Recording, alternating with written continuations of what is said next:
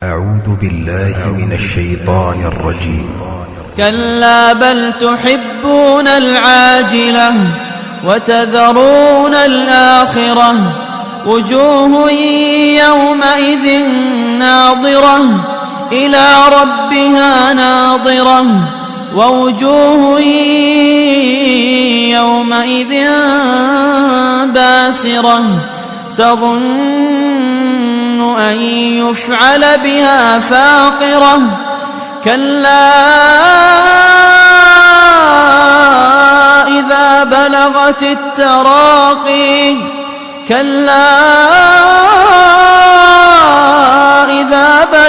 التراقي وقيل من راق وظن أنه الفراق والتفت الساق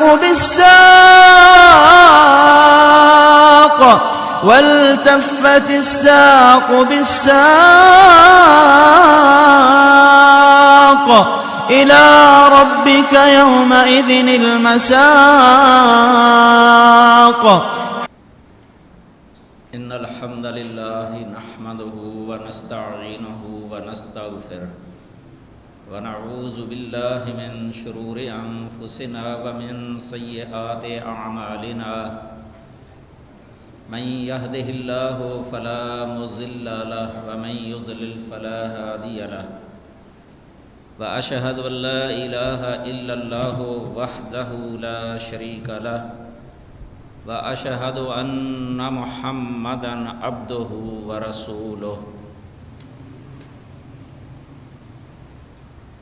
يا أيها الذين آمنوا اتقوا الله حق تقاته ولا تموتن إلا وأنتم مسلمون. يا أيها الناس اتقوا ربكم الذي خلقكم من نفس واحدة وخلق منها زوجها وبث منهما رجالا كثيرا ونساء واتقوا الله الذي تساءلون به والأرحام إن الله كان عليكم رقيبا. يا أيها الذين آمنوا اتقوا الله وقولوا قولا سديدا يصلح لكم أعمالكم ويغفر لكم ذنوبكم ومن يطع الله ورسوله فقد فاز فوزا عظيما. أما بعد فأعوذ بالله السميع العليم من الشيطان الرجيم. بسم الله الرحمن الرحيم. أمن يجيب المضطر إذا دعاه ويكشف السوء ويجعلكم خلفاء الأرض أإله مع الله قليلا ما تذكرون. یہ ہمارے دروس کی تیسری نشست ہے.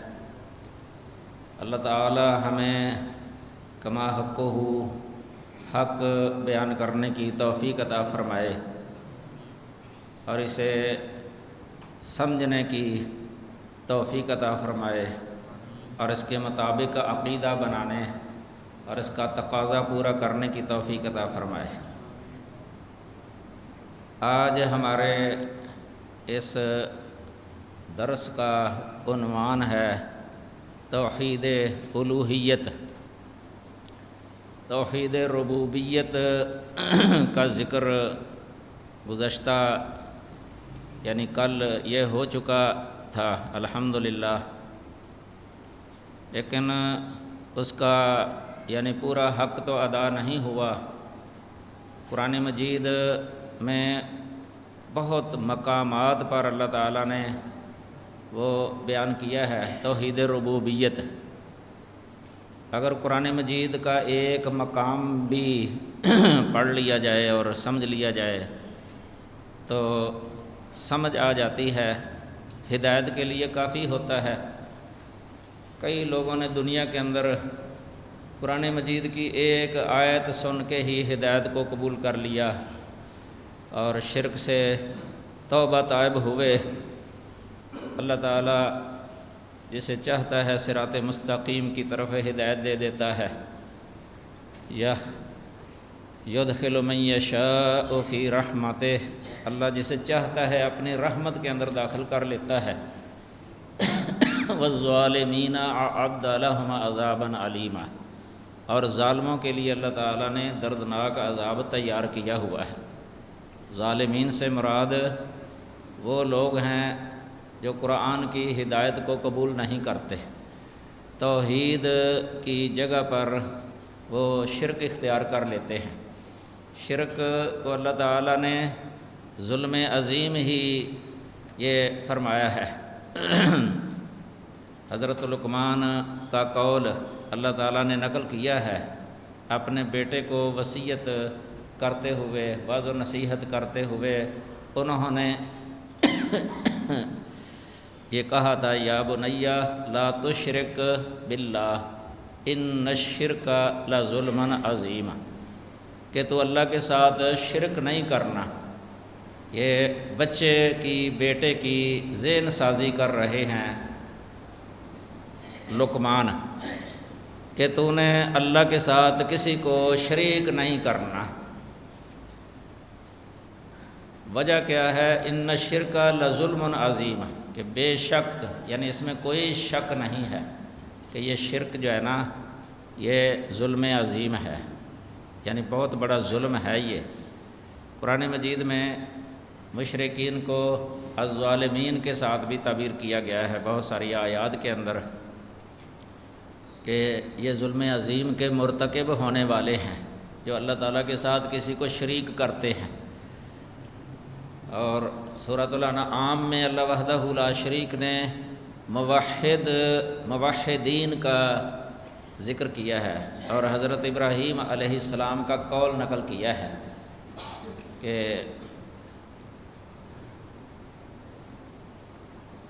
جو لوگ ایمان لائے ولم یلبسوا ایمانہم بظلم اولئک لہم الامن وہم مہتدون، انہوں نے اپنے ایمان کو ظلم کے ساتھ خلط ملط نہیں کیا، ایمان کی حالت میں انہوں نے کوئی ظلم نہیں کیا، ظلم کو اپنے ایمان کے ساتھ مخلوط نہیں کیا، ایمان کے ساتھ ظلم کو ملایا نہیں ہے۔ اولئک لہم الامن، انہی لوگوں کے لیے امن ہے،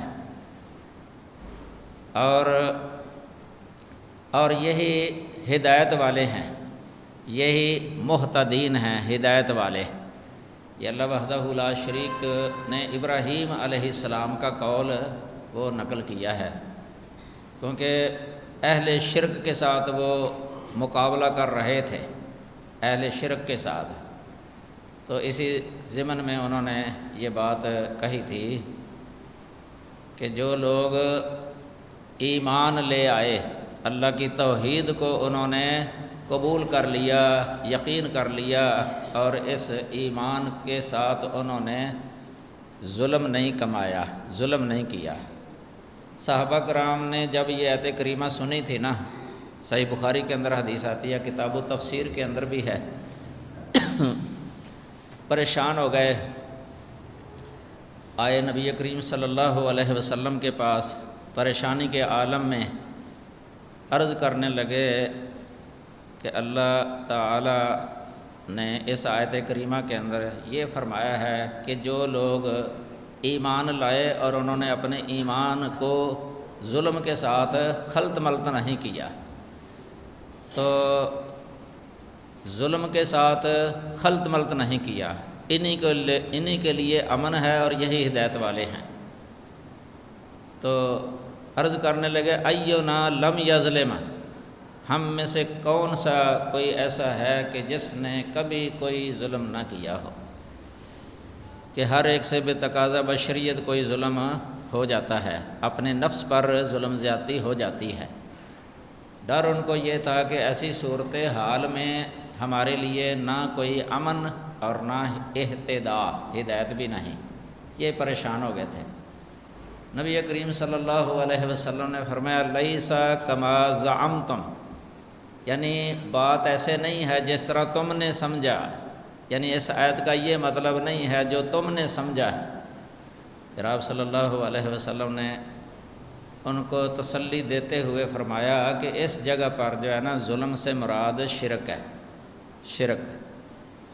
اور یہ حضرت لقمان علیہ السلام کی جو نصیحت تھی، واضح و نصیحت تھی اپنے بیٹے سے، وہ آیت کریمہ تلاوت کی، ان الشرک لظلم عظیم، یہ آیت کریمہ سنائی تھی صحابہ کرام کو۔ ویسے آپ یہ بات یاد رکھیں، یہ آیت کریمہ جو ہے نا وَلَمْ يَلْبِسُوا إِيمَانَهُمْ بِظُلْمٍ، یہاں ظلم لفظ جو ہے نا اس پر جو تنوین ہے یہ اہل سنہ کے نزدیک تنوین تعظیم ہے، تعظیم کی ہے تنوین، تعظیم، یعنی یہ معنی ظاہر کر رہی ہے وَلَمْ يَلْبِسُوا إِيمَانَهُمْ بِظُلْمٍ، یعنی بے ظلم عظیم، یہ تنوین معنی دے رہی ہے۔ نبی صلی اللہ علیہ وسلم پر قرآن نازل ہوا، آپ قرآن کی تفسیر سب سے زیادہ جانتے تھے، سب سے زیادہ۔ آپ صلی اللہ علیہ وسلم نے اس سے مراد جو شرک یہ ظاہر کیا ہے نا کہ اس سے مراد شرک ہے، ایک تو یہ تنوین کے ذریعے ہے بے ظلم، یعنی بے ظلم عظیم، دوسرا ظاہر قرینہ قرآن مجید کے اندر بھی موجود تھا، اس طرف صحابہ کی توجہ دلائی ہے تاکہ یہ بات ذہن نشین رہے، کیونکہ یہ تنوین والا مسئلہ جو ہے نا بسا اوقات یہ مخفی رہتا ہے، یعنی اس طرف ذہن جاتا نہیں ہے۔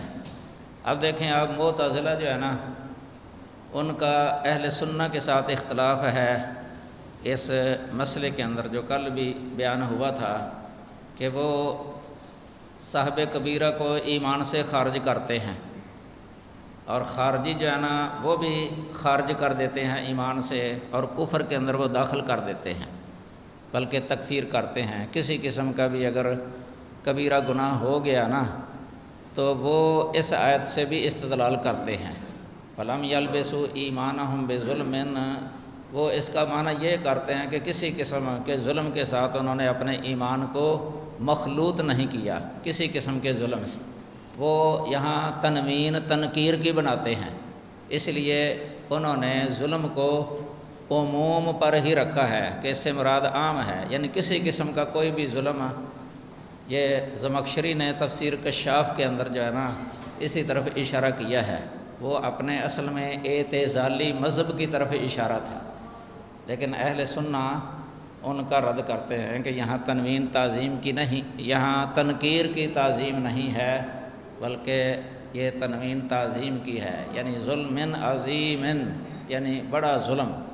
قرآن مجید کے اندر اس کی بہت ساری مثالیں موجود ہیں، مثلاً قرآن مجید میں شروع میں ہی ہے ذَلِكَ الْكِتَابُ لَا رَيْبَ فِيهِ هُدًى لِّلْمُتَّقِينَ، یہاں ہدن پر جو تنوین ہے نا یہ تعظیم کی ہے، یعنی ہدن عظیم، یعنی اللہ کی طرف سے جو آنے والی ہدایت ہے نا کوئی معمولی نہیں ہوتی، وہ بڑی عظیم ہوتی ہے، عظیم ہدایت اللہ کی طرف سے آنے والی۔ اسی طرح لَقَدْ مَنَّ اللَّهُ عَلَى الْمُؤْمِنِينَ إِذْ بَعَثَ فِيهِمْ رَسُولًا مِّنْ أَنفُسِهِمْ، یہاں بھی رسولاً جو لفظ آیا ہے نا یہ تنوین تعظیم کی ہے، کیونکہ رسول اللہ صلی اللہ علیہ وسلم کوئی معمولی نعمت نہیں ہے، یہ معمولی احسان نہیں ہے اللہ تعالیٰ کا، یہ عظیم احسان ہے۔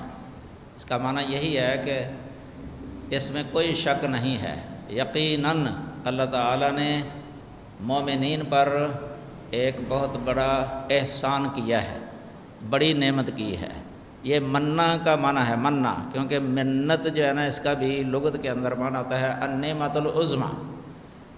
الراغب اصفہانی کی کتاب ہے المفردات فی غریب القرآن، اس کے اندر لکھا ہوا ہے منا جو ہے نا النعمت العظمیٰ، جو بڑی عظیم نعمت ہو نا اس کو منا کہتے ہیں عربی کے اندر۔ آگے رسول من انفسہم، یہ ایک عظیم رسول مراد ہے، عظمت اور شان والا رسول، یہ تنوین تعظیم کی۔ تو یہاں بھی ظلم جو ہے نا یہ تنوین تعظیم کی ہے، تو مطلب یہ ہے کہ جو موحد ہیں نا ان کے لیے امن ہے اور یہی ہدایت والے ہیں، اور جو شرک کرنے والے ہیں نا ان کے لیے امن بھی نہیں اور نہ ہی ان کے لیے ہدایت ہے۔ تو یہ مسئلہ اللہ تعالیٰ کی توحید الوہیت، یہ الوہیت صفت جو ہے نا اللہ تعالیٰ کی خاص صفات میں سے ہے، اور یہ اللہ کے علاوہ کسی پر اس کا اطلاق جو ہے نا یہ جائز نہیں ہے۔ اگر لوگوں نے دنیا کے اندر اپنے باطل زعم کے مطابق کوئی الہ بنائے ہیں، مشکل کشا حاجت روا مقرر کیے ہوئے ہیں دنیا کے اندر، وہ ان کو الہ کا لفظ بھی بول دیتے ہیں۔ عرب کے اندر یہ معروف تھا۔ نبی کریم صلی اللہ علیہ وسلم نے جب اس چیز کی دعوت دی تھی نا، لا الہ الا اللہ، کہ الہ صرف ایک ہی ہے، الہ صرف ایک ہی ہے، وہ اللہ وحدہ لا شریک کی ذات ہے الہ۔ تو انہوں نے اس بات کو بڑا عجیب سمجھا تھا، کیونکہ انہوں نے اور آلہہ بھی مقرر کیے ہوئے تھے۔ بڑا تعجب کرتے تھے، تعجب حیران ہوتے ہوئے کہتے تھے اجعل الآلہۃ الہا واحدہ، کیا اس نے متعدد الہوں کو ایک ہی الہ قرار دے دیا ہے؟ یعنی ان کے زعم میں، ان کے باطل خیال کے اندر یہ بات تھی کہ آلہہ بہت زیادہ ہیں، الہ بہت زیادہ ہیں۔ تو یہ بڑی حیرت کی بات ہے کہ یہ کہتا ہے کہ ایک ہی الہ ہے، اور کہتے تھے ان ھذا لشیء عجاب، کہ یہ بہت ہی عجیب بات ہے، بڑی حیرانگی والی بات ہے۔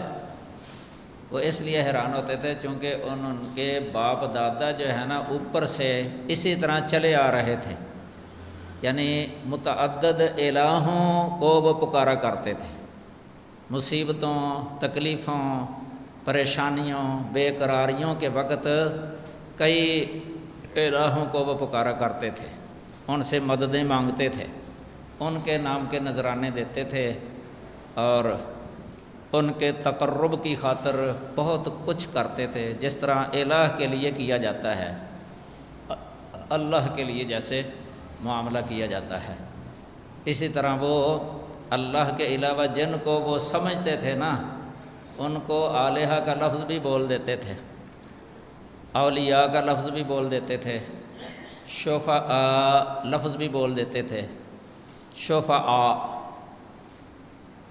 اور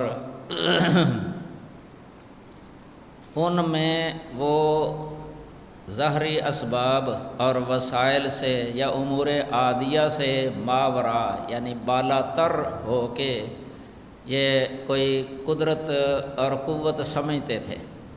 ظاہری وسائل اور اسباب جن کے ذریعے بعض انسانوں کی مدد کر سکتے ہیں، جس کا اذن بھی ہے، مثلا قرآن مجید کے اندر اللہ تعالیٰ نے فرمایا ہے تعاونوا علی البر والتقوی، کہ نیکی اور تقوی کے کاموں میں ایک دوسرے کی مدد کیا کرو، یہ تعاون ہے، تعاون، باہمی تعاون۔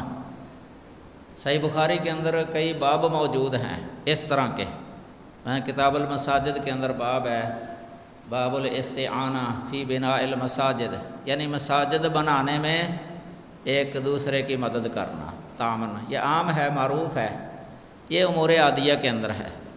اسی طرح ممبر بنانے میں کسی سے مدد لینا، یہ بھی باب ہے بخاری کے اندر، ممبر بنانے میں، ممبر تیار کرنے میں۔ تو یہ ہے امور عادیہ کے اندر جو اسباب اور وسائل کے تحت جو کام ہوتے ہیں نا، ایک دوسرے کی جو مدد کی جاتی ہے۔ یہ جائز ہے، نہ منع ہے قرآن مجید کے اندر، نہ ہی ان کی وجہ سے کسی کو یہ کہا جاتا ہے کہ یہ شرک کرتا ہے یا شرک ہے۔ یہ قرآن اور حدیث کے اندر اس کی بہت ساری دلیلیں موجود ہیں۔ لیکن وہ جو ہے نا عرب کے لوگ، عرب جہالت تھی ان کے اندر، پڑھے لکھے نہیں تھے، امیین تھے، امیین۔ ان کے باپ دادا جو ہے نا یہ کرتے تھے کہ اللہ تعالیٰ کا قرب حاصل کرنے کے لیے نیت ان کی یہی تھی کہ ان کے ذریعے اللہ کا تقرب حاصل ہو جائے گا۔ اللہ کا تقرب حاصل کرنے کے لیے انہوں نے اللہ کے بندوں میں سے کئیوں کے اندر، بہت سارے ان کے اندر یہ قوت جو ہے نا عام انسانی قوت سے بڑھ کر، یعنی ظاہری وسائل اور اسباب سے بالا تر ہو کے ان کے اندر وہ قوت سمجھتے تھے، اور اسی لیے ان کو وہ پکارا کرتے تھے، اور ان کو الہ لفظ بول دیتے کہ یہ الہ ہیں۔ اس سے الہ کا مطلب بھی واضح ہو جاتا ہے۔ الہ میں یہ عام یعنی ایک کلیہ سمجھ لیں کہ اسباب اور وسائل سے بالا تر ہو کے وہ کلمہ کن کہہ کے جو چاہے کر سکے، یہ الہ کی خاصیات میں سے ہے، الہ کی خاصیات میں سے، یعنی وہ محتاج نہیں ہوتا، اس کو وسیلے کی ضرورت نہیں ہے، اس کو سبب کی ضرورت نہیں ہے، وہ بس کن ہی کہہ دے تو وہ اسی طرح ہی ہو جائے جس طرح وہ چاہتا ہے، اپنے ارادے کے مطابق وہ کر سکے۔ تو یہ الہ کے معنی میں یہ آتا ہے۔ اللہ تعالیٰ نے قرآن مجید کے اندر ان لوگوں کا جو رد کیا ہے نا، اسی دلیل کے ساتھ یہ کیا ہے کہ وہ کام جو صرف اللہ ہی کر سکتا ہے، ان کاموں میں جو تم ان سے مدد مانگتے ہو، یہ مدد مانگنا جو ہے نا یہ صحیح نہیں ہے، یہ اللہ تعالیٰ کے ساتھ خاص ہے۔ قرآن مجید میں کافی آیات ہیں۔ یہ جو سورہ 20واں پارہ ہے سورہ نمل، اس کا ایک رکوع آپ پڑھ لیں نا، اس سے الہ کے بارے میں خوب پتہ چل جاتا ہے، الہ کس طرح پہچانا جاتا ہے۔ اور وہ الہ جو ہے نا صرف ایک ہے، لا الہ الا اللہ، صرف اللہ، اور وَإِلَٰهُكُمْ إِلَٰهٌ وَاحِدٌ لَا إِلَٰهَ إِلَّا هُوَ الرَّحْمَٰنُ الرَّحِيمُ۔ تمہارا الہ ایک ہی ہے۔ یہ سب کا رد کر دیا اللہ تعالیٰ نے جو اللہ کے علاوہ دوسروں کو بھی الہ بناتے تھے، اور ان سے ایسے کاموں میں مدد مانگتے تھے وہ کہ جو کام صرف اللہ ہی کر سکتا ہے، مثلا بارش نازل کرنا، وہ اللہ کے علاوہ جن کو وہ الہ کہتے تھے ان سے بھی مطالبہ کر لیتے تھے بارش نازل کرنے کا۔ اولاد دینا، ان سے مطالبہ کر لیتے تھے، مدد مانگ لیتے تھے اولاد کی کہ یہ اولاد دے سکتے ہیں۔ اسی طرح بیمار کو شفا دے دینا، اس میں بھی انہوں نے مقرر کیے ہوئے تھے کہ یہ بیمار کو شفا دے دیتا ہے، وہ ان سے شفا طلب کرتے تھے۔ کوئی پریشانی پہنچ گئی ہے، فقر پہنچ گیا ہے، بے قراری کی حالت میں جو اضطراری حالت ہوتی ہے کہ اضطراری حالت کو یہ دور کر سکتے ہیں، اس طرح کا جو ہے نا ان کے خیالات تھے، تو اللہ تعالیٰ نے ان کا رد کیا ہے۔ اس لیے اللہ وحدہ لا شریک نے پہلے یہ ہم چلو 20ویں پارے کی پہلی آیت کریمہ امن خلق السماوات والارض، اب دیکھو نا یہ تخلیق جس طرح پہلے توحید الربوبیت کے اندر بیان ہوا ہے، آسمان اور زمین کی تخلیق یہ اللہ کے علاوہ کوئی نہیں کر سکتا، یہ ایسا کام ہے، ایسا فعل ہے تخلیق کا کہ اللہ کے علاوہ کوئی اس پر قدرت نہیں رکھتا کہ وہ پیدا کر سکے۔ وَأَنزَلَ لَكُم مِّنَ السَّمَاءِ مَاءً، اور اس نے تمہارے لیے آسمان کی طرف سے پانی نازل کیا۔ اب یہ آسمان کی طرف سے پانی نازل کرنا، اس پر اللہ کے علاوہ کوئی قادر نہیں ہے، یہ اللہ کی خاص یہ صفت ہے اور فعل ہے اللہ کا۔ فَأَنبَتْنَا بِهِ حَدَائِقَ ذَاتَ بَہْجَةٍ، تو ہم نے اس پانی کے ذریعے با رونق باغات جو ہے نا اگا دیے۔ یہ اب اگانا جو ہے نا یہ اللہ تعالیٰ کی خاص صفت ہے، یہ اگانا۔ آگے اسی لیے اللہ نے یہ خبر دے دی ہے مَا كَانَ لَكُمْ أَن تُنبِتُوا شَجَرَهَا، کہ تمہارے بس میں نہیں ہے، تمہاری استطاعت اور قدرت میں یہ کبھی نہیں ہو سکتا کہ تم ان باغات کے پودے جو ہے نا وہ اگا سکو۔ یہ اللہ کا کام ہو گیا، خاص اللہ کا کام ہے یہ۔ کل میں نے وہ آیت بھی پڑھی تھی نا، أَرَأَيْتُم مَّا تَحْرُثُونَ أَأَنتُم تَزْرَعُونَهُ أَمْ نَحْنُ الزَّارِعُونَ۔ یہاں ایک بندے کا فعل ذکر کیا ہے اور ایک اللہ کا ہے۔ بندے کا فعل جو ہے نا اس میں اللہ نے اختیار دیا ہے، بیج زمین کے اندر دفن کر دینا یہ انسان کر سکتا ہے، اللہ نے یہ قدرت دی ہوئی ہے، لیکن اس بیج کو اگا دینا یہ انسان کی طاقت سے قدرت سے بالا تر ہے۔ انسان نہیں اگا سکتا یہ پودا، یہ اللہ کی خاص صفت ہے۔ اب اگر کوئی مدد مانگے نا کسی سے، اس سے کہے کہ تو ہمارا یہ پودا اگا دے، کسی بزرگ سے کہے، وہ نہیں اگا سکے گا۔ لیکن یہ مدد مانگنے والا جو ہے نا یہ ایسے فعل کا مطالبہ کر رہا ہے اس پر کہ جس فعل پر اللہ کے علاوہ کوئی قادر نہیں ہے۔ یہ اس کو الہ بنانا ہے، یہ اس کو الہ بنانا ہے۔ اب دو صورتیں ہیں، اگر تو اس کو الہ کا مطلب پتہ ہے نا وہ کہہ دے گا کہ یہ الہ ہے۔ اگر اس کو الہ کا معنی ہی نہیں آتا نا، کلمہ پڑھا ہوا ہے مثلا لیکن الہ کا مطلب نہیں جانتا، وہ یہ کہے گا کہ یہ الہ نہیں ہے، میں اس کو الہ نہیں کہتا۔ لیکن اس نے ایسا فعل کیا ہے نا، اس کا معاملہ کیا ہے جو معاملہ الہ کے ساتھ ہی کیا جا سکتا ہے۔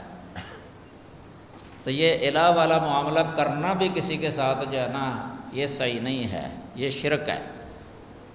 مشرکین جو عرب کے تھے نا، وہ چونکہ عربی زبان سمجھتے تھے، وہ الہ کا معنی جانتے تھے، خوب جانتے تھے کہ الہ کا مطلب کیا ہے، تو اس لیے وہ لا الہ الا اللہ نہیں پڑھتے تھے۔ ویسے یہ کہتے تھے کہ اللہ الہ ہے، اللہ الہ ہے یہ مانتے تھے، بلکہ یہ کہتے تھے کہ اللہ سب سے بڑا الہ ہے۔ زمین والے جو ہے نا یہ بھی آلہہ ہیں لیکن یہ چھوٹے ہیں، اور یہ کہتے تھے کہ یہ اللہ کے ماتحت ہیں، لا ماتحت ہیں۔ مسلم شریف کے اندر ایک حدیث آتی ہے تلبیہ کے بارے میں، اس میں لکھا ہوا ہے اللہم لبیک اللہم لبیک لبیک لا شریک لک لبیک لبیک اللہم لبیک لبیک لا شریک لک لبیک ان الحمد والنعمت لک والملک لا شریک لک۔ اب مشرک جو ہے نا وہ حج کیا کرتے تھے مکے کے، وہ بھی یہ تلبیہ پڑھتے تھے، لیکن جب یہاں پہنچتے تھے نا لا شریک لک، تو اس جگہ پر ایک لفظ بولتے تھے الا شریکن تملکہ وما ملک، تیرا کوئی شریک نہیں ہے مگر وہ تیرا ایک شریک ہے جس کا تو مالک ہے۔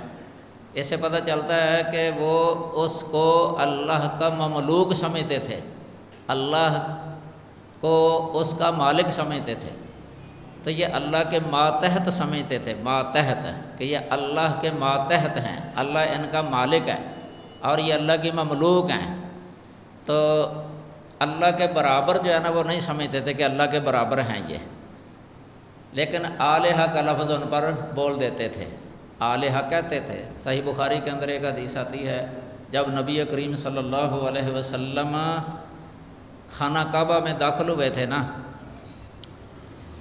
تو خانہ کعبہ میں انہوں نے بت رکھے ہوئے تھے، باہر بھی تھے اندر بھی تھے، تصویریں بھی لگی ہوئی تھیں انبیاء کی، حضرت ابراہیم علیہ السلام کی تصویر تھی، حضرت اسماعیل علیہ السلام کی تصویر تھی، حضرت مریم کی علیہ السلام، اسی طرح بزرگوں کی تصویریں تھیں اس کے اندر۔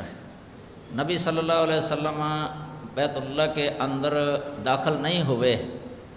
صحیح بخاری میں آتا ہے کہ وجہ یہ تھی کہ وفیہا الآلہہ، کہ اس میں آلہہ تھے، آلہہ کا معنی یعنی قریش جن کو الہ کہتے ہیں نا وہ تھے اس کے اندر۔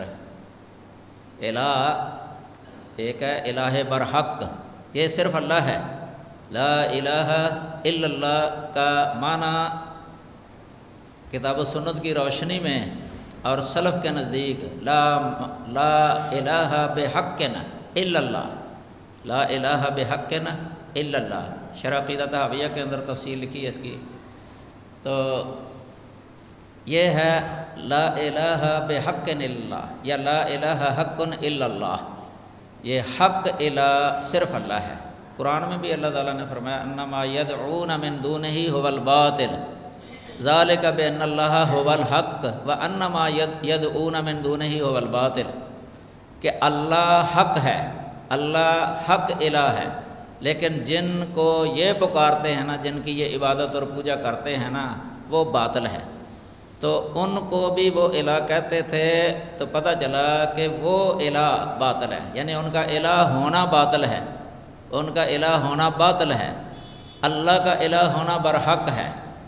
لا الہ الا اللہ، یہ لا الہ الا اللہ، تو وہ چونکہ الہ کہا کرتے تھے ان کو، اس لیے فرمایا وفیہا الالہہ، کہ خانہ کعبہ کے اندر ان کے الہ تھے، جن کو وہ الہ کہتے تھے وہ تھے، ان کو وہ پکارا کرتے تھے، ان سے مشکلات حل کرنے کا مطالبہ کیا کرتے تھے، اور کئی حاجات تھیں ان کے دلوں کے اندر جو ان سے پوری کروانے کا دن رات جو ہے نا ان کا مشغلہ تھا۔ اور یہ شے صرف اللہ تعالیٰ کے ساتھ خاص ہے۔ تو یہاں اللہ وحدہ لا شریک نے یہ ذکر کرنے کے بعد نا اپنی خاص یعنی صفت یا فعل ذکر کرنے کے بعد ایک تو تخلیق صفت ہے، ایک انزال الماء من السماء، اور ایک انبات الحدائق۔ تو اس کے بعد فرمایا الہ مع اللہ، الہ مع اللہ، کیا اللہ کے ساتھ کوئی اور الہ ہے؟ یہ گویا کہ سوال کیا ہے اللہ تعالیٰ نے ان لوگوں کے ساتھ، کیا اللہ کے ساتھ کوئی اور الہ ہے؟ اس کا مطلب ہے کہ جب اللہ کے علاوہ کوئی بھی یہ کام کرنے پر قدرت نہیں رکھتا، تخلیق، انبات اور انزال الماء من السماء، یہ تین کام اللہ ہی کر سکتا ہے، تو جب اللہ تعالیٰ کے علاوہ کوئی ہے ہی نہیں ہے جو یہ تین کام کر سکے، تو وہ الہ بھی نہیں ہو سکتا، کیونکہ وہ تو عاجز ہو گیا نا، جو کر ہی نہیں سکتا وہ عاجز بن گیا، تو عاجز الہ نہیں ہوتا۔ یہ یاد رکھیں، جو بھی عاجز ہے نا وہ الہ بن نہیں سکتا۔ انسان جو ہے نا وہ عاجز ہے، کئی کاموں میں عاجز ہے انسان، سب انسان کئی کاموں میں عاجز ہیں، یہ اللہ کے محتاج ہیں، الہ برحق کے محتاج ہیں، لہذا اللہ کے علاوہ کوئی الہ ہو نہیں سکتا۔ اس لیے اللہ تعالیٰ نے فرمایا الہ مع اللہ بل ہم قوم یعدلون، بلکہ یہ لوگ جو ہے نا یہ اللہ تعالیٰ کے بیان سے عدول اختیار کرتے ہیں، یعنی اللہ واضح دلیلیں دیتا ہے اپنے یعنی اکیلے الہ ہونے کی، کہ اکیلا الہ ہے، اس کی واضح دلیلیں دیتا ہے، لیکن اس کے باوجود یہ لوگ عدول اختیار کر لیتے ہیں۔ یہ عدل لفظ جو ہے نا اس کے دو معنی ہیں، مفسرین نے دونوں طرح تفسیر کی ہے۔ ایک عدل یعدل عدولا، یہ مصدر آتا ہے عدول، پھر اس کے بعد ان صلہ آتا ہے، عدل ان ہو عدول، یعنی اس بات سے انحراف کرنا، دور ہونا، منہ ہی پھیر لینا۔ ثم الذین کفروا بربہم یعدلون، دوسرا معنی ہوتا ہے عدل یعدلو کا، جب اس کا مصدر آ جائے نا عدلن، عدل یعدلو عدلن، پھر اس کا معنی ہوتا ہے برابر کرنا، برابر کرنا۔ تو یہاں یہ بھی معنی کیا ہے مفسرین نے کہ وہ دوسروں کو بھی اللہ کے برابر کر دیتے ہیں، یعنی وہی الوہیت والی صفت جو ہے نا، جس طرح اللہ تعالیٰ کے ساتھ خاص ہے نا، یہی الوہیت والی صفت جو ہے نا اللہ تعالیٰ کے علاوہ کسی اور کے اندر بھی وہ سمجھتے ہیں، اور اسی طرح اس کے ساتھ وہ معاملہ کرتے ہیں جس طرح اللہ کے ساتھ معاملہ کیا جاتا ہے۔ تو یہ ہے ثم بل الذین بل ہم قوم یعدلون۔ آگے اللہ تعالیٰ نے مزید جو ہے نا اس کی ان کو گویا کہ یہ ایک چیلنج ہے، یہ سوالیہ انداز ہے نا، امن جعل الارض قرارا، یعنی بھلا کون ہے جس نے اس زمین کو جو ہے نا قرار بنا دیا ہے، قرار بنا دیا ہے۔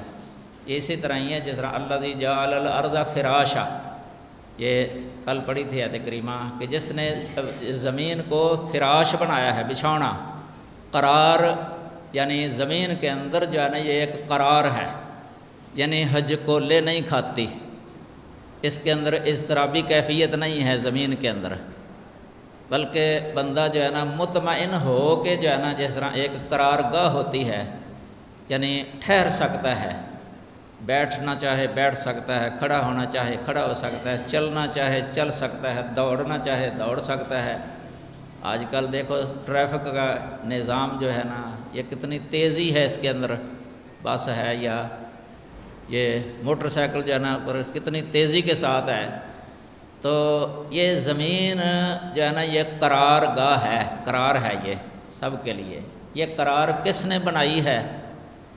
جو زمین کو پیدا کرنا، یہ پہلے تو تخلیق کا ذکر تھا کہ زمین کو پیدا کیا، آسمانوں کو پیدا کیا، اب زمین کو جو قرار بنایا ہے، وجعل خلالها انہارا، اور اس کے درمیان جو ہے نا درمیان یہ انہار نہریں بنائی ہیں، نہریں دریا، یہ وجعل لها رواسیا، اور اس زمین کے لیے مضبوط پہاڑ جو ہے نا وہ بنا دیے ہیں اللہ تعالیٰ نے زمین کے اندر۔ رسا یرسو کا معنی ہوتا ہے گڑ جانا، گڑ جانا زمین کے اندر، جس طرح ایک درخت ہوتا ہے نا اس کی جڑیں نیچے چلی جاتی ہیں اور بڑی مضبوطی پکڑ لیتا ہے، تو پہاڑ کا جو نیچے حصہ ہوتا ہے نا زمین کے اندر، یہ زمین کے اندر کافی یعنی گہرا ہوتا ہے، اور پتھر مضبوط، یعنی اس طرح اوپر پہاڑ اتنا بلند جو ہے نا وہ کھڑا ہوتا ہے، تو زمین کے اندر گڑے ہوئے ہیں، یہ نصب کیے ہوئے اللہ نے ان کو نصب کیا۔ اب یہ اللہ کے علاوہ کوئی یہ کام نہیں کر سکتا۔ وجعل بین البحرین حاجزا، اور دو سمندروں کے درمیان اس نے آڑ یا حائل وہ بنائی ہے۔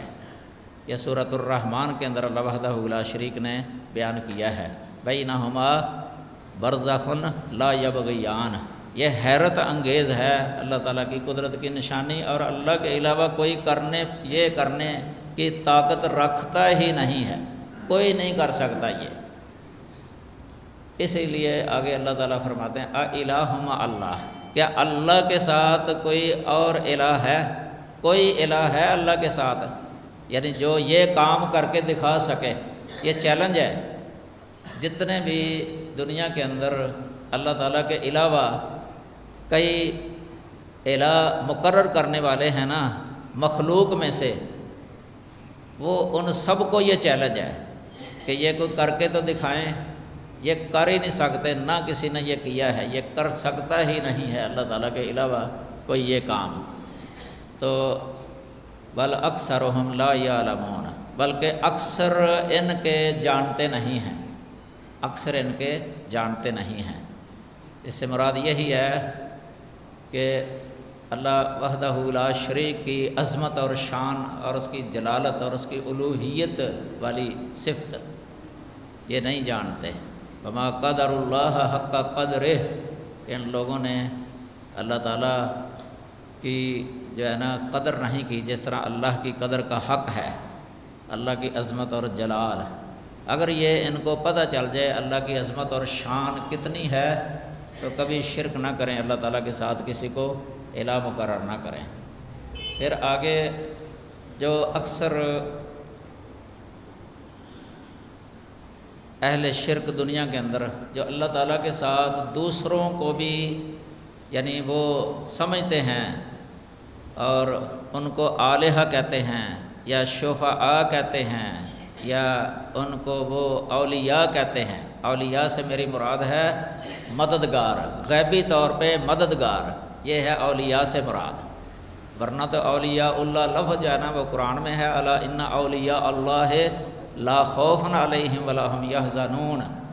اللہ کے اولیاء، یہاں اولیاء سے مراد یہ اللہ کے مقرب بندے ہیں، نیک بندے۔ اللہ نے خود ہی تعریف کر دی ہے ان کی، الذین آمنوا وکانوا یتقون۔ جو مومن اور متقی پرہیزگار ہیں وہ اللہ تعالیٰ کے اولیاء ہیں، اللہ کے مقرب بندے ہیں، اللہ کے دوست ہیں وہ۔ اللہ ان کا ولی ہے، اللہ ولی الذین آمنوا یخرجہم من الظلمات الی النور۔ اللہ ان کا ولی ہے، وہ اللہ کے ولی ہیں، یعنی دوست ہیں اور مقرب ہیں۔ ان اولیاءہ الا المتقون، اللہ کے اولیاء متقی ہی ہیں۔ ہر متقی جو ہے نا، تقی، وہ اللہ تعالیٰ کا ولی ہے، اللہ کا ولی ہے۔ لیکن ادھر جو اولیاء ہے نا، اس سے مراد وہ ہیں جن کو غیبی طور پہ مددگار سمجھتے ہیں لوگ اور الہ والا معاملہ کرتے ہیں ان کے ساتھ، ان کو وہ ولی کہتے ہیں۔ پرانے لوگ جو ہے نا، عرب کے پرانے جو شرک کرنے والے ہیں، وہ بھی اولیاء کا لفظ استعمال کیا کرتے تھے، اولیاء ان کو کہتے تھے وہ اولیاء۔ تو اللہ تعالیٰ نے اسی لیے فرمایا ہے کہ اتبعوا ما انزل الیکم من ربکم ولا تتبعوا من دونہ اولیاء۔ سورۃ الاعراف کے شروع میں ہے نا کہ اس کی پیروی کرو جو تمہارے رب کی طرف سے تم پر نازل کیا گیا، اس کے علاوہ اولیاء کی پیروی نہ کرو، یعنی جن کو تم نے خود آپ مقرر کیا ہوا ہے نا، ان کے پیچھے نہ چلو۔ یہ آگے یہ دو طرح کے ہیں، یہ دو قسمیں ہیں ان کی، جن کو یہ مقرر کرتے ہیں اللہ تعالیٰ کا شریک۔ ایک تو وہ ہیں جو دنیا کے اندر بہت منع کرنے والے ہیں، بہت منع کرتے ہیں، اپنی الوہیت کی صفت اگر کوئی ان کی طرف نسبت کرے تو وہ غضبناک ہو جاتے ہیں، روکتے ہیں، منع کرتے ہیں، ناراض ہوتے ہیں، پسند نہیں کرتے، یا الہ والا معاملہ کرے ان کے ساتھ وہ روکتے ہیں، منع کرتے ہیں۔ تو دوسری قسم وہ ہے جو پسند کرتے ہیں کہ ہمیں لوگ یہ درجہ دیں، ہمیں مشکل کشا سمجھیں، ساری کائنات کا حاجت روا سمجھیں، ہمیں پکاریں، ہمارے نام کے نظر و نیاز دیں اور ہمیں سجدہ کریں۔ ایسے لوگ، ان کو بھی یہ لوگ اولیاء کہتے ہیں۔ اب یہ برے ہیں، یہ برے ہیں۔ پہلے جو ہے نا نیک، مثلاً انبیاء نیک، کوئی نبی یہ پسند نہیں کرتا تھا، بلکہ انبیاء نے سختی سے منع کیا ہے اس بات سے کہ ان کو اللہ کے علاوہ کوئی رب بنائے یا اللہ کے علاوہ ان کو کوئی الہ بنائے، سختی سے منع کرتے تھے۔ عیسیٰ علیہ السلام بھی بہت منع کرتے تھے لوگوں کو، لیکن لوگوں نے بنایا ان کو، الہ بنا لیا، الہ بنا لیا، مشکل کشا حاجت روا سمجھنے لگے، ان کو پکارنے لگے غیبی طور پہ۔ اللہ تعالیٰ نے منع کیا۔ قیامت کے دن اللہ تعالیٰ عیسیٰ علیہ السلام سے پوچھے گا اَأَنْتَ قُلْتَ لِلنَّاسِ اتَّخِذُونِي وَأُمِّيَ إِلَٰهَيْنِ مِن دُونِ اللَّهِ، اے عیسیٰ کیا تو نے کہا تھا لوگوں کو کہ مجھے اور میری ماں کو اللہ کے علاوہ الہ بنا لو، اللہ کے علاوہ الہ مقرر کر لو؟ عیسیٰ علیہ السلام اس کی نفی کریں گے، نفی کریں گے۔ تو یہ انہوں نے الہ بہرحال بنایا۔ مدد آج تک جو ہے نا یہ کتابی نصارہ عیسیٰ علیہ السلام سے مدد مانگتے ہیں، ان کو پکارتے ہیں، مریم علیہ السلام سے بھی مدد مانگتے ہیں، ان کو الہ بھی کہتے ہیں، خدا لفظ بول دیتے ہیں، اور یہ پکارتے ہیں۔ ان کا عقیدہ ہے کہ وہ مدد کرتے ہیں، بلکہ اس طرح ان کو پکارتے ہیں جس طرح ہم اہل توحید اللہ تعالیٰ کو پکارتے ہیں۔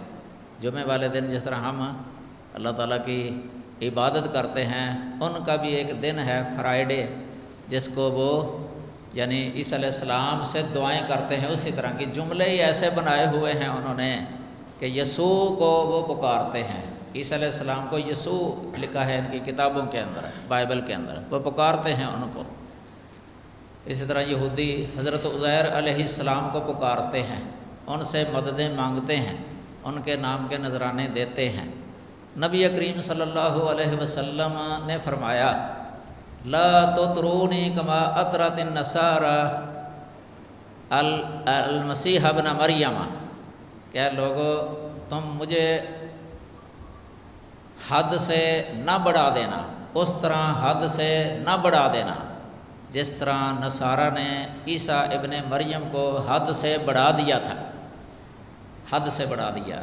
انہوں نے بشریت سے نکال کے نا عیسیٰ علیہ السلام کو الوہیت کا لبادہ اڑا دیا، عیسیٰ علیہ السلام کو الوہیت کا لباس پہنا دیا۔ اب نبی صلی اللہ علیہ وسلم کو بھی یہ تھا کہ میرے ساتھ ایسا معاملہ نہ ہو جائے، تو آپ نے منع کر دیا۔ یہ صحیح بخاری کے اندر حضرت عمر رضی اللہ تعالی عنہ سے بھی ہے یہ حدیث، بلکہ انہوں نے جو آخری خطبہ دیا تھا اپنی زندگی کا، جمعہ کا خطبہ، اس کے اندر بھی یہ بیان کی تھی۔ اس میں لفظ ہے کما اتریہ عیسیٰ ابن مریم، یعنی جس طرح عیسیٰ ابن مریم کو حد سے بڑھا دیا گیا ہے نا، اس طرح تم مجھے حد سے نہ بڑھا دینا۔ پھر کہا کہ میں تو اللہ کا رسول ہوں، اللہ کا بندہ ہوں، میں عبد اللہ ہوں، اللہ کا بندہ ہوں، اللہ کا نبی رسول ہوں میں، یہی کہا کرو کہ عبداللہ و رسولہ۔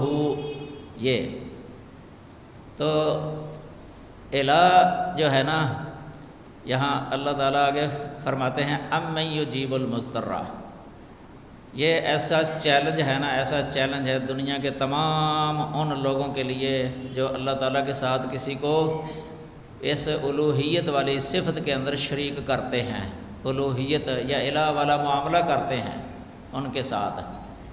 ایک مضطر ہوتا ہے، مضطر، مضطر کہتے ہیں لاچار، بے کس، بے سہارا، جس کی ظاہری جو اسباب اور وسائل ہے نا، مدد کے لیے جو ظاہری وسائل اور اسباب ہوتے ہیں وہ جواب دے جائیں، یعنی ظاہری تدبیریں جو ہیں نا وہ ناکام ہو جائیں۔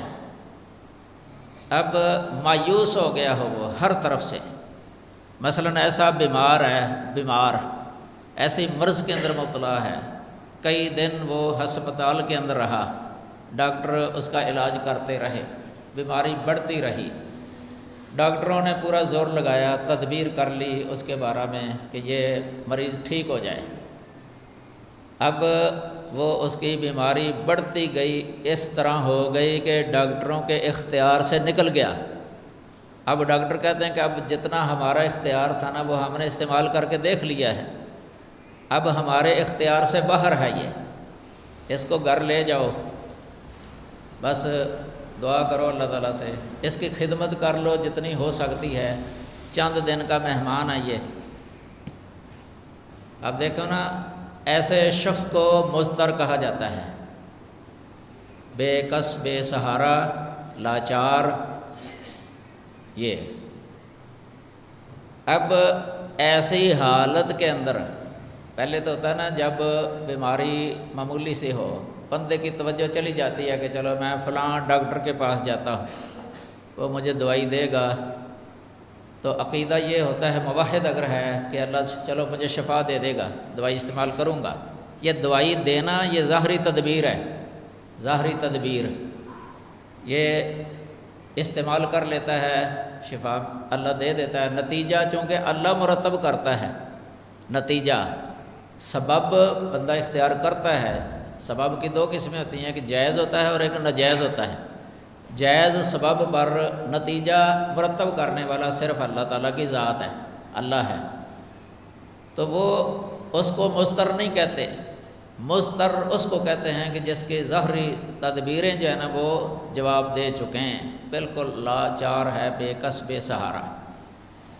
تو ایسے شخص کی توجہ جو ہے نا ایک ہستی کی طرف جاتی ہے، اس وقت اوپر کی طرف خیال جاتا ہے۔ وہ ہستی کون ہے؟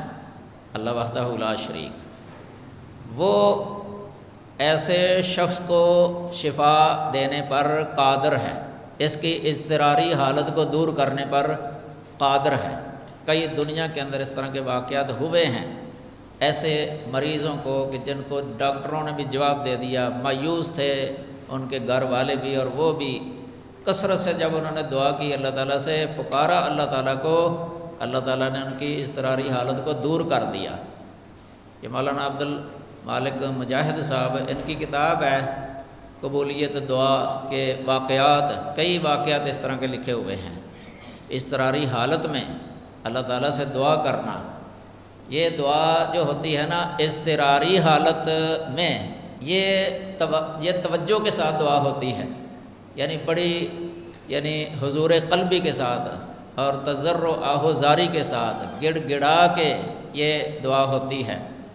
ایسی حالت کی ہوئی دعا عام طور پہ اللہ قبول فرما لیتا ہے۔ آپ دیکھیں جو لوگ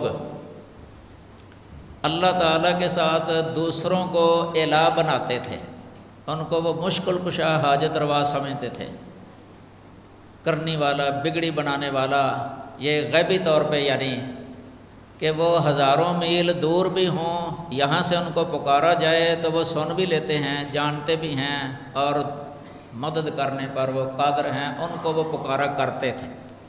انہی کو وہ الہ کہہ دیتے تھے، کیونکہ ان کو الہ کا معنی آتا تھا کہ الہ یہ الہ ہوتا ہے جس کے اندر یہ صفت ہو۔ جب یہ مضطر ہوتے نا، مضطر سمندر کے اندر، سمندر میں بندہ مضطر ہوتا ہے، مثلا کشتی میں بیٹھا ہوا ہے، کشتی میں سوار ہے، سمندر کی بڑی موجیں آ گئیں، طوفان چل گیا، تو اب وہ کشتی جو ہے نا ہچکولے کھانے لگ گئی۔ اب ان کو بھی اس بات کا ظن یا یقین ہو جاتا ہے کہ انہ احیط بہم، کہ اب جو ہے نا اب ان کو گھیر لیا گیا ہے، کہ اب ہماری خیر نہیں ہے، اب موت سامنے نظر آ رہی ہے۔ ایسی حالت میں وہ مضطر ہوتے تھے کہ باہر سے تو کوئی آ نہیں سکتا مدد کرنے کے لیے کہ ان کی کشتی کو جو ہے نا کوئی سنبھالا دے دے یا بچا لے۔ جن کو وہ الہ کہتے تھے ان کے بارے میں بھی وہ نا امید ہو جاتے تھے، جن کو وہ الہ کہتے تھے نا ان سے بھی اس وقت وہ مایوس ہوتے تھے، کیونکہ ان کو پتہ تھا کہ ایسی پریشان کن حالت کے اندر وہ ہماری اس اضطراری حالت کو دور نہیں کر سکتے۔ اس وقت کیا کہتے تھے، وہ کیا کرتے تھے؟ قرآن نے کئی آیات کے اندر اس کا نقشہ کھینچا ہوا ہے، کئی صورتوں میں ہے۔ اذا راکبوا فی الفلک دعوا اللہ مخلصین لہ الدین فلما نجاہم الی البر اذا ہم یشرکون، کہ جب وہ کشتی کے اندر سمندر میں جب وہ سوار ہوتے ہیں، سمندر میں سوار ہونا یہ کشتیوں پر، باہری بیڑوں پر یہ سوار ہونا ہے، تو دعوا اللہ مخلصین لہ الدین، وہ اللہ کو پکارتے ہیں اس کے لیے دین کو خالص کرنے والے۔ یہاں دین سے کیا مراد ہے؟ دین سے دعا مراد ہے اس جگہ پر، دعا، کیونکہ دعو جو لفظ پہلے آ گیا ہے نا، دعو اللہ، دعو جو آ گیا ہے پہلے وہ قرینہ ہے، مخلصین لہ الدین، یعنی اپنی اس پکار کو خالص اللہ کے لیے کرنے والے وہ پکارتے تھے۔ یعنی اب کہتے تھے کہ صرف اللہ ہی کو پکارنا ہے، اللہ ہی سے مدد مانگنی ہے، چونکہ وہی مدد کرنے پر قادر ہے اس جگہ پر۔ ملا بھی کہہ دیتا تھا ان کو، جو کشتی چلانے والا ہوتا تھا نا ملا، وہ بھی کہہ دیتا تھا اللہ تعالیٰ کا حکم ہی ہونا ہے نا، اللہ کا حکم، غیبی طور پہ اللہ کا امر آ جانا ہے، طوفان رک جانا ہے، سمندر کے اندر جو تلاطم ہے، تموج ہے، وہ ختم ہو جانا ہے، سکون آ جانا ہے، کشتی اپنے معمول کے مطابق چلنے لگ جانی ہے۔ یہ اللہ تعالیٰ کا کام ہے، اللہ کے حکم کے تابع ہے یہ سمندر، ہوائیں، یہ سب اللہ کے حکم کے تابع ہیں۔ تو ان کو بھی اس بات کا یقین تھا، اس لیے وہ کہا کرتے تھے کہ اب اس جگہ پر اللہ تعالیٰ کے علاوہ جو ہے نا کوئی مشکل حل کرنے والا نہیں ہے۔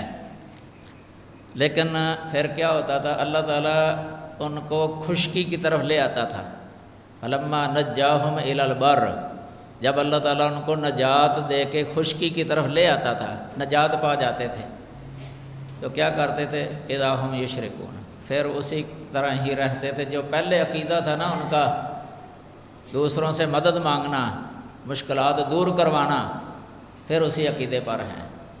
وقتی طور پہ آج کل بھی لوگوں کو جب بہت ساری مصیبت پہنچ جاتی ہے نا، اضطراری حالت آ جاتی ہے، اس وقت عام لوگ کلمہ گو جو آگے پیچھے دوسروں کو پکارتے ہیں نا، دوسروں سے امیدیں وابستہ رکھنے والے، ایسے موقع پر وہ بھی اللہ تعالیٰ کو پکارنا شروع ہو جاتے ہیں، بلکہ اپنے یہ جن کے بارے میں ان کو عقیدت ہوتی ہے نا، کوئی پیر ہیں، بزرگ، ان کے مولوی، ان سے مطالبہ کرتے ہیں کہ دعا کریں، اللہ تعالیٰ سے دعا کریں، بہت کثرت سے کہتے ہیں دعا کریں، خود بھی کرتے ہیں، تو توجہ صرف اللہ کی طرف ہوتی ہے۔ ان کو بھی پتہ ہے کہ ایسی حالت میں اللہ تعالیٰ کے علاوہ کوئی بھی یہ نجات نہیں دے سکتا، پریشانی کو دور نہیں کر سکتا، ان کو بھی علم ہے۔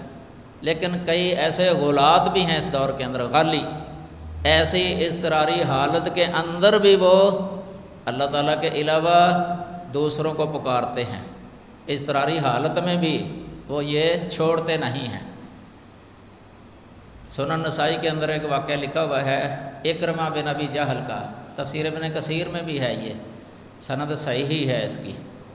جب یہ فتح مکہ ہوا ہے نا، اس وقت جو پہلے تکلیفیں دینے والے تھے یہ مسلمانوں کو، نبی کریم صلی اللہ علیہ وسلم کو، تو فتح مکہ جب ہوا، اللہ تعالیٰ نے یہ بہت بڑا انعام کیا تھا۔ کئی ڈر رہے تھے، خوف کھا رہے تھے کہ آج ہمیں مار دیا جائے گا، ختم کر دیا جائے گا۔ کئی بھاگ گئے، ڈرتے ہوئے بھاگ گئے، نکل گئے، مکہ سے نکل گئے، کوئی کدھر نکل گیا، کوئی کدھر، کوئی طائف میں چلے گئے، کوئی یمن کی طرف۔ اکرمہ جو ابو جہل کا بیٹا ہے، اکرمہ، یہ بھی یمن کی طرف چلا گیا تھا بھاگ کے، کشتی کے اندر سوار ہوا، کشتی میں سوار ہوئے، طوفان آ گیا کشتی کے اندر، یعنی سمندر کے اندر بہت بڑا طوفان تھا۔ اب کشتی جو ہے نا وہ غرق ہونے کے قریب ہو گئی۔ وہاں اعلان ہو گیا، ملا نے اعلان کر دیا کہ اب آسمان والے کو پکارو، زمین والوں کو نہیں پکارنا، جو زمین میں ہے نا ان کو نہیں پکارنا، آسمان والے کو پکارنا ہے۔ تو انہوں نے جب سنا کہ یہ اعلان ہو رہا ہے، دل کے اندر خیال آیا کہ یہی بات تو حضرت محمد صلی اللہ علیہ وسلم کہا کرتے تھے، محمد یہی بات کہتے تھے مکہ کے اندر، تو ہم ان کی مخالفت کیا کرتے تھے۔ وہ بھی یہی کہتے تھے کہ مشکل کشا ایک ہے، اللہ الہ ایک ہے، تو ہم ان کی مخالفت کرتے رہے ہیں۔ اگر سمندر کے اندر وہ نجات دینے والا ہے نا مصیبت سے، تو زمین کے اندر بھی پھر وہی نجات دیتا ہے، وہی بچاتا ہے۔ دل کے اندر عزم کر لیا کہ اگر اللہ تعالیٰ صحیح سلامت ہمیں یہ مصیبت ہماری دور کر دے گا اور صحیح سلامت ہمیں خشکی کی طرف لے آئے گا، تو میں ضرور محمد صلی اللہ علیہ وسلم کے پاس چلا جاؤں گا اور آپ کے ہاتھ پر بیعت کر لوں گا، ان کی دعوت کو قبول کر لوں گا۔ چنانچہ ایسے ہی ہوا، اللہ تعالیٰ نے ان کو نجات دے دی۔ اسی وقت محمد صلی اللہ علیہ وسلم کے پاس آ کے کلمہ پڑھ لیا، اشہد ان لا الہ الا اللہ و اشہد ان محمد رسول اللہ۔ یہ اشہد ان لا الہ الا اللہ کے معنی میں یہ آتا ہے کہ مشکل کشا، حاجت روا صرف اللہ تعالیٰ کی ذات ہے، غیبی طور پہ اللہ کے علاوہ کوئی مدد نہیں کر سکتا، غیبی طور پہ۔ اب من یجیب المضطر، یہ اللہ نے سوال کیا ہے ان سب سے جو اللہ کے علاوہ دوسروں کو پکارتے ہیں۔ ام من یجیب المضطر اذا دعاہ، دعا یدعو دعاء، اس کا معنی ہوتا ہے پکارنا۔ یہ پکارنا دو طرح کا ہے،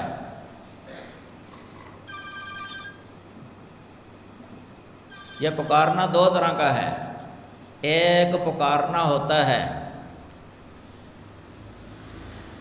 ما تحت الاسباب، ما تحت الاسباب، اور امور عادیہ کے اندر جو اس دائرے کے اندر جو کام ہوتے ہیں نا، کہ جو کرنے کی قدرت ہوتی ہے کہ وہ کر سکے، یعنی مثلا پاس ہے، اس کو کسی کام کا کہہ دیتا ہے کہ یہ میرا کام کر دینا، یہ شے بنا دینا، یہ تیار کر دینا، ایک یہ پکارنا ہے۔ مثلا کوئی کسی کو کہتا ہے لے بھی اے فلاں تو میرے لیے پانی لے آ، میرے لیے کھانا لے آ، پیسے لے جا، کھانا لے آ، یا میرے کپڑے استری کر دے، مثلا گھریلو کام جس طرح ہوتے ہیں۔ شوہر اپنی بیوی سے کہہ دیتا ہے کہ مجھے کھانا تیار کر کے دے دے، یہ بھی استعانت ہے۔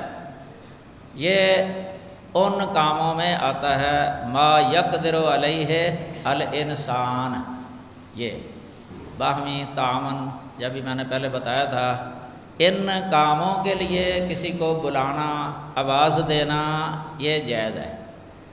ان کاموں کے اندر بلکہ بڑے رتبے والا وہ بھی اپنے سے چھوٹے رتبے والے کو پکار لیتا تھا جب وہ پاس ہوتا تھا، اپنے خادموں سے مدد لے لیتے تھے، بزرگ، اولیاء، حتیٰ کہ انبیاء بھی وہ اپنے خادموں سے مدد لے لیتے تھے۔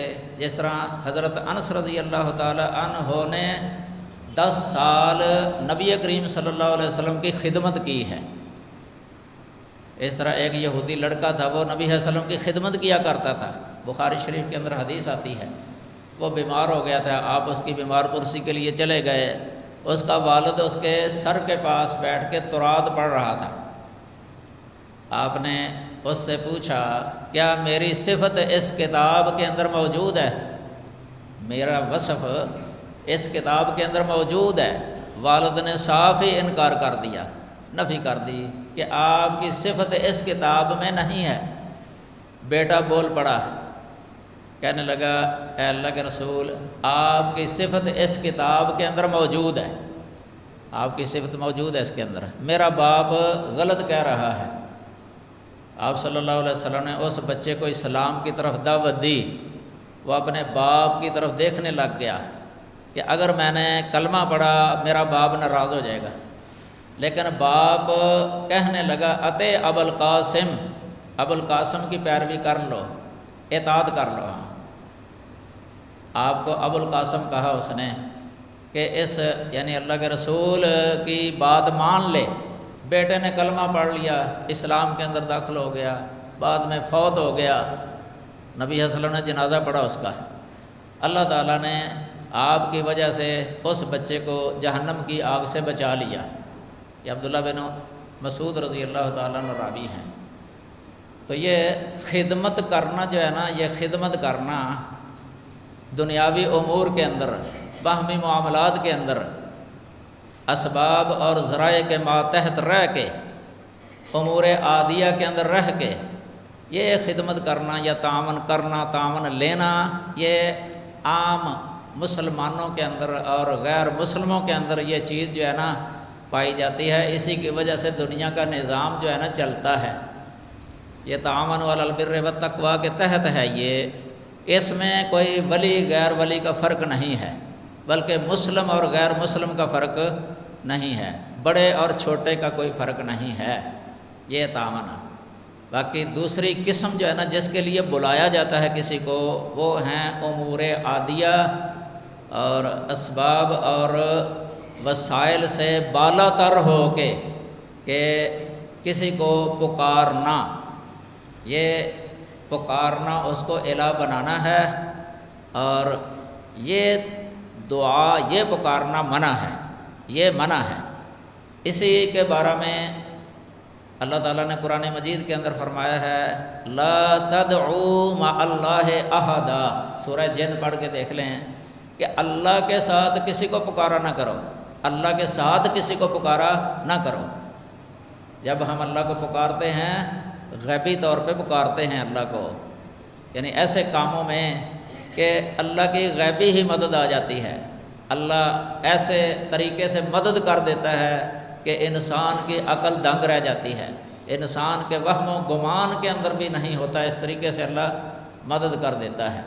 ایسے کو الہ کہا جاتا ہے، ایسے کو الہ، کیونکہ اللہ وسائل کا محتاج نہیں ہے، اللہ اسباب کا محتاج نہیں ہے، انسان اس کا محتاج ہے۔ مثلا انسان کسی کا اگر تعاون کرنے لگے نا، اس میں ہاتھ بھی استعمال کرتا ہے، ہاتھ سے پکڑ کے آگے پکڑاتا ہے مثلا، یا پاؤں استعمال کرنا پڑتے ہیں کہ اس کو چل کے جانا پڑتا ہے، چل کے، کسی کو دینا ہو چل کے جاتا ہے، کسی سے لینا ہو چل کے آتا ہے اس کے پاس، یہ عام ہے۔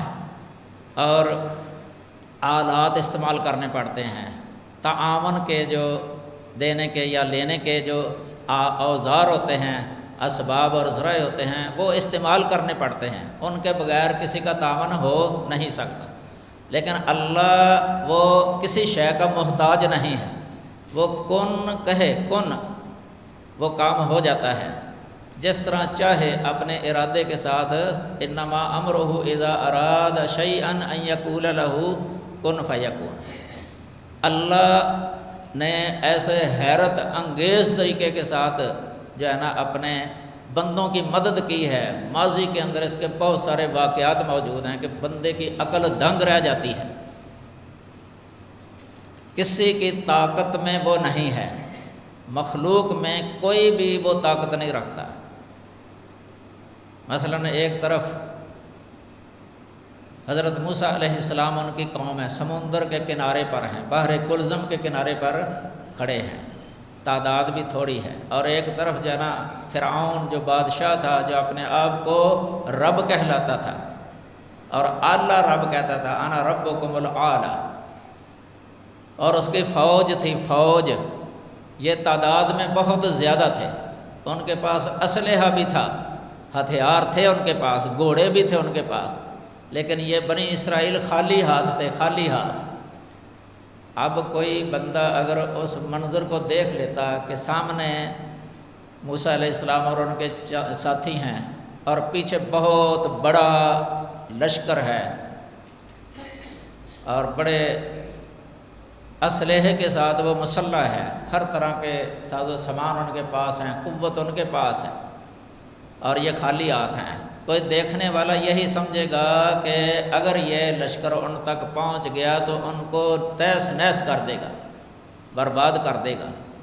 موسیٰ علیہ السلام کی قوم جو ہے نا وہ ڈر گئی تھی، جب ان کو دیکھا نا کہ سامنے آ رہے ہیں، نظر آ گئے، ڈر گئے، خوف کھانے لگ گئے۔ انا لمدرکون، انہوں نے کہا تھا کہ ہمارا ادراک کیا جانے والا ہے، ہم پکڑے جانے والے ہیں۔ موسیٰ علیہ السلام کا اللہ پر کمال توکل تھا، نبی تھے نا، تو نبی کا توکل سب سے زیادہ ہوتا ہے، نبی کا بھروسہ اللہ پر۔ نبی کے سامنے اگر ایسی صورتحال پیش آ جائے کہ مضطر ہو جائے، بے کس ہو جائے، بے سہارا، اس وقت بھی نبی کو اللہ پر توکل اور بھروسہ ہوتا ہے کہ اللہ تعالیٰ نجات دے سکتا ہے، اللہ نجات دے سکتا ہے۔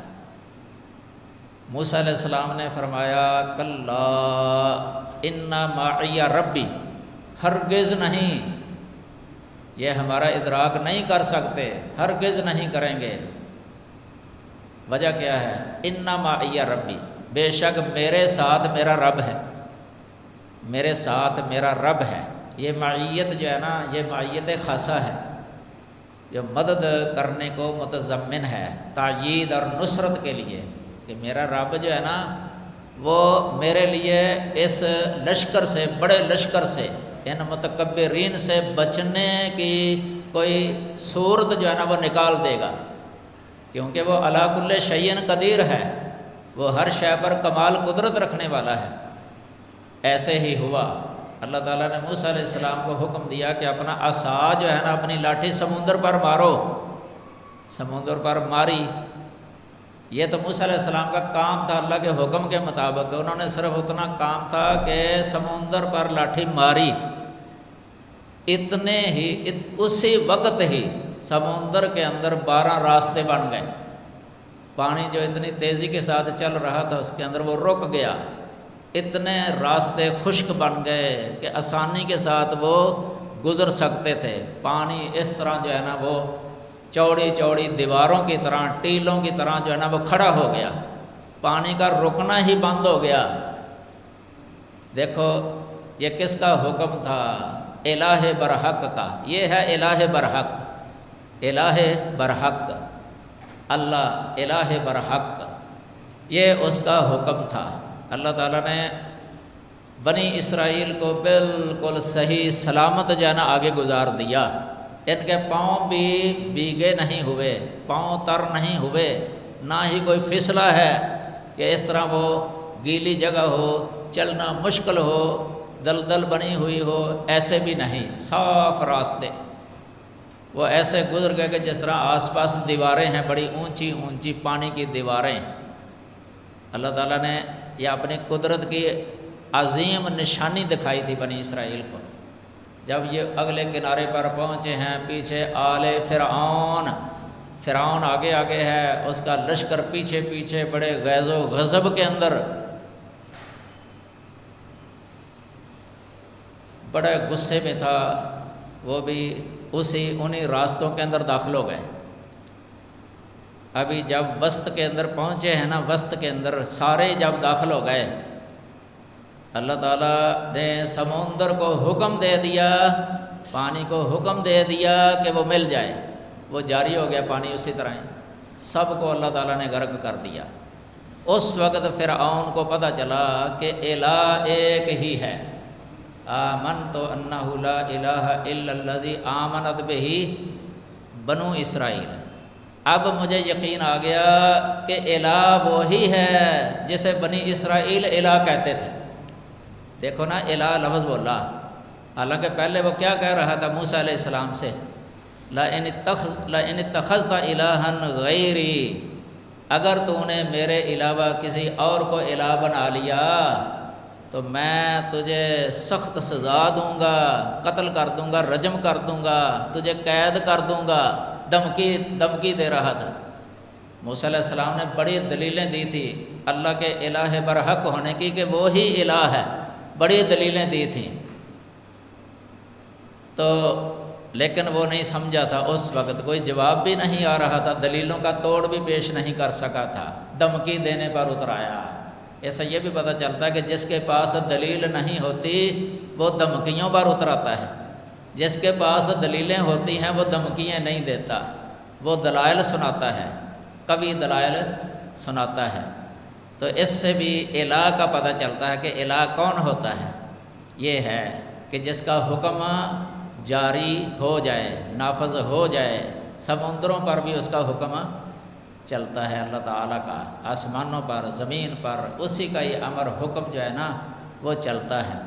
یہاں سے پتہ چلتا ہے کہ وہی الہ ہے، اکیلا وہی الہ ہے، اس کے علاوہ جنہوں نے بھی الہ ہونے کا دعویٰ کیا دنیا کے اندر یا رب ہونے کا متکبر بنے، اللہ تعالیٰ نے ان کو ایسے سخت جو ہے نا، بڑی سخت پکڑ جو ہے نا کی ان کی، ان بطش ربک لشدید۔ تو الہ کا پتہ چلتا ہے۔ تو یہاں بھی دیکھیں آپ، مضطر کی پکار کو کون قبول کرتا ہے؟ اذا دعاہ، جب وہ اس کو پکارتا ہے، مضطر پکارتا ہے، مضطر۔ یہ جو شرک کرنے والے لوگ ہیں نا، یہ بھی پکارتے ہیں اضطراری حالت میں، پہلے بھی پکارتے تھے، عرب نبی صلی اللہ علیہ وسلم کی بعثت سے پہلے وہ بھی پکارتے تھے اضطراری حالت میں اسی کو ہی۔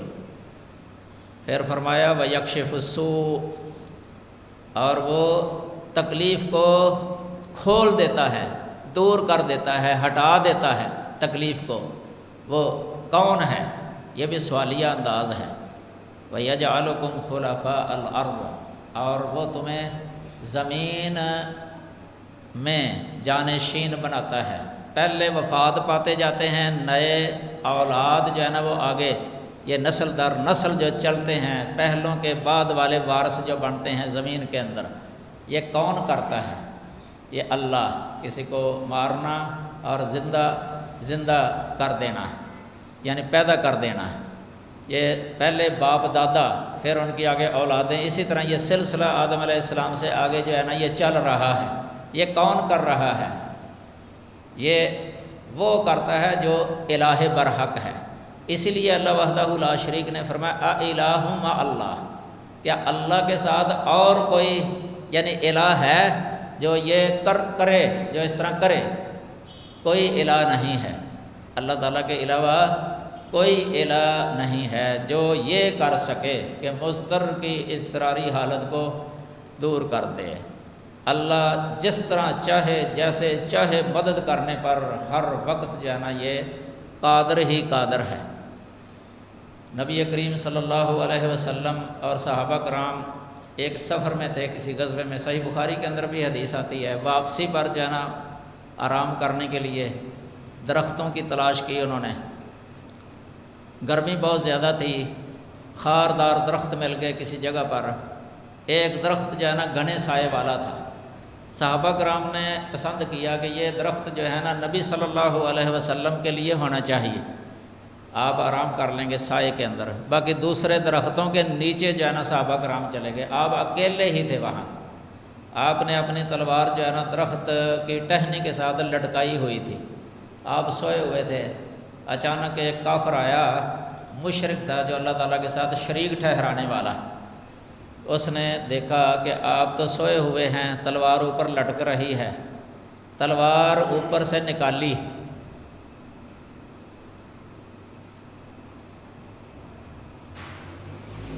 تلوار جو ہے نا نکالی ہے نیام سے، اب تلوار اس کے ہاتھ میں ہے، نبی صلی اللہ علیہ وسلم خالی ہاتھ ہیں، بالکل خالی ہاتھ، آپ بیدار ہوئے، نیند آپ کی کھل گئی، تو کیا دیکھتے ہیں کہ تلوار اس کے ہاتھ میں ہے اور آپ خالی ہاتھ ہیں، وہ کیا کہہ رہا ہے، تلوار اوپر اٹھائی ہوئی ہے، میں یمنعک منی، آپ یہ بتائیں کہ آپ کو مجھ سے کون بچائے گا، کون حفاظت کرے گا آپ کی مجھ سے، کہ میرے ہاتھ میں تلوار ہے، آپ خالی ہاتھ ہیں، اس کا مطلب یہ تھا کہ اگر میں آپ کو مارنا چاہوں تو مار سکتا ہوں، لیکن نبی صلی اللہ علیہ وسلم کا توکل اللہ پر کمال کا تھا، آپ نے لفظ بولا اللہ، اللہ یمنعنی منک،